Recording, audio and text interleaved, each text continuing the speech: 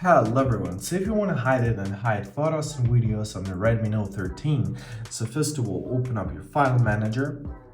By the way, actually you can use this method to hide and unhide basically everything. Now add up a new folder.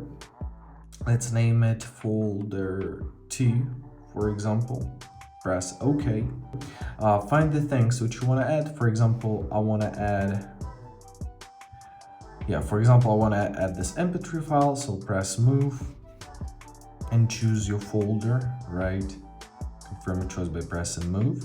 And also let's move up some pictures. So find your DCIM, find your camera, and let's move this picture too. So press move, choose your folder, press move. All right, now let's find this folder, hold it, find more, and here you are to press make private. Confirm your choice by pressing make private, and now it's private.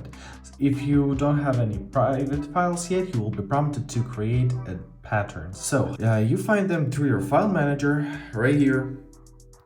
Open up your storage and simply swipe up, and now simply release to open the private folder. So enter your pattern, and here are your hidden folders and hidden files, and basically that's it. I hope this video was helpful. Thank you so much for watching and have a great day.